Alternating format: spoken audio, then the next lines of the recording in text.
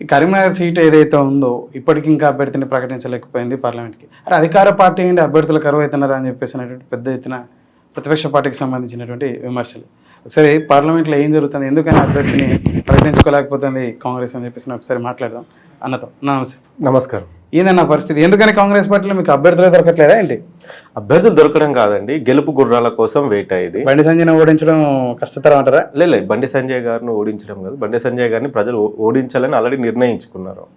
అది ప్రజలు already decide అయిపోయారు. ఖచ్చితంగా ఈసారి కరీంనగర్ పార్లమెంటు కాంగ్రెస్ పార్టీ కైవసం చేసుకుంటుంది.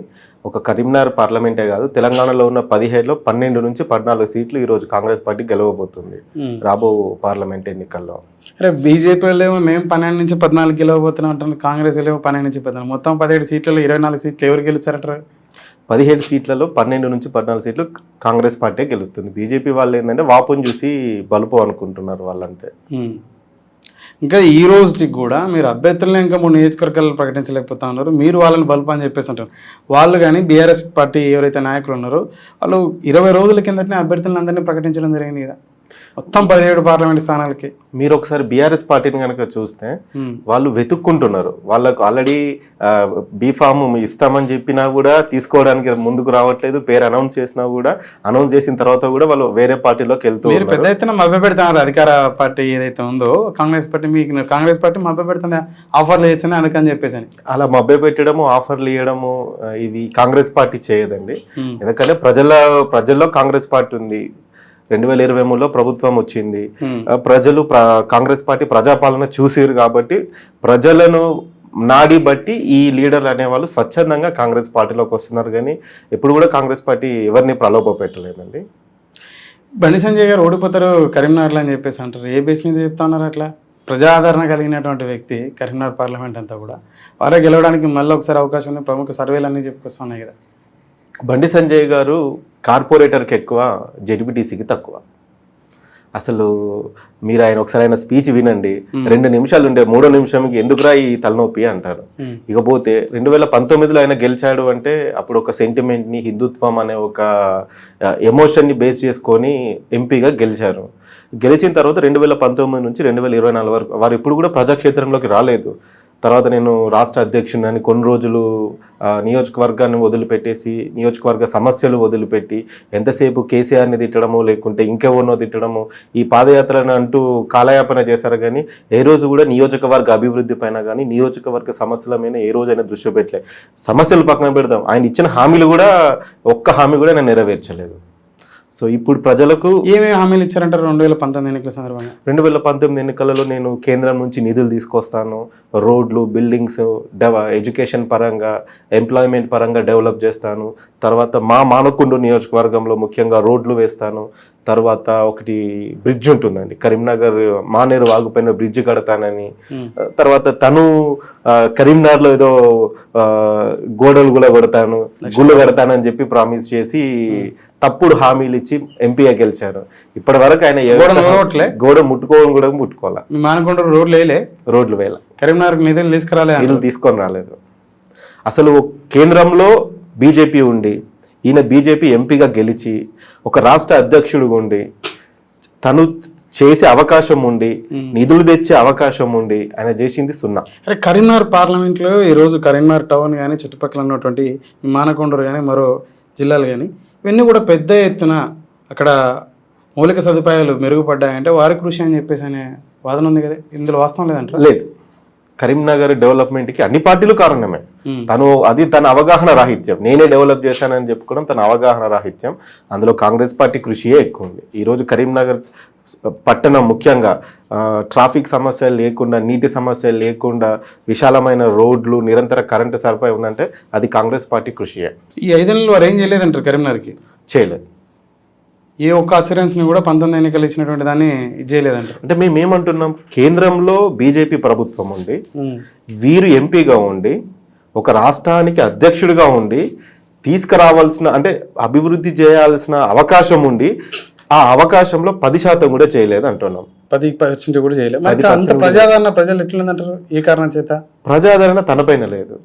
తను ఎంతసేపు రాముడు పేరు చెప్పుకోవడము, లేదు అంటే హిందుత్వం అనే ఒక ఎమోషన్ ని ప్రజల్లో ముందుకు తీసుకురావడం తోటి తను సక్సెస్ అవుతున్నాడు. కానీ తను రాముడి ఫోటో, హిందుత్వం అనే జెండా లేకుండా కేవలం అభివృద్ధి అనే ఎజెండాతో ఈ 2024 పార్లమెంట్ ఎలక్షన్లకు రమ్మని చూడండి, 5వ స్థానంలో ఉంటాడు. కేవలం బండి సంజయ్ పార్టీ కూడా ఆ నినాదాలతో పోతుంది. మీరు ఆ నినాదాలు కాకుండా రమ్మని చెప్పేసి అనడం హాస్యాస్పదం. కానీ ఒకవేళ ఆ విధంగా వచ్చినా వారిని గెలుపుని అడ్డుకోగలుగుతారా మీరు?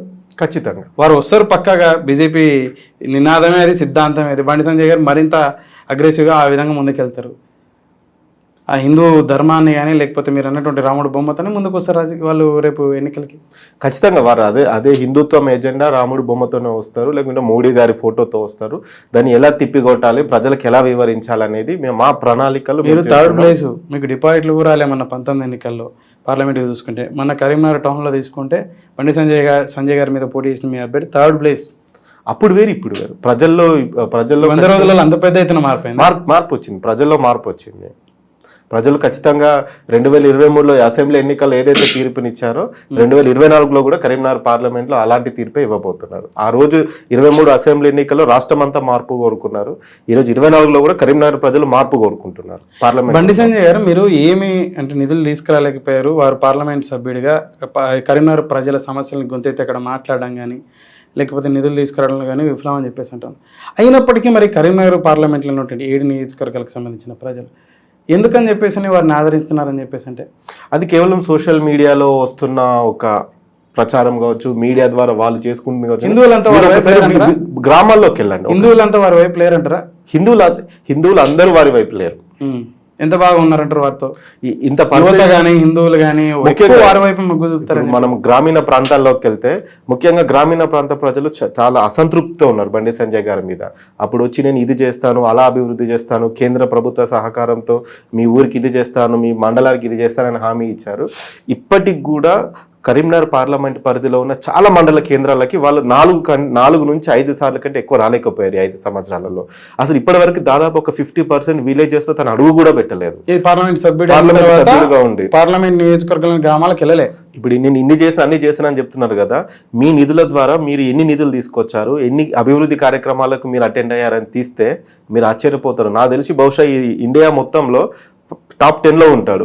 వరస్ట్ పార్లమెంటేరియన్ లిస్ట్ తీస్తే అందులో మా బండి సంజయ్ గారు టాప్ 10లో ఉంటారు. ఎందుకని అంత వరస్ట్ అంటారు?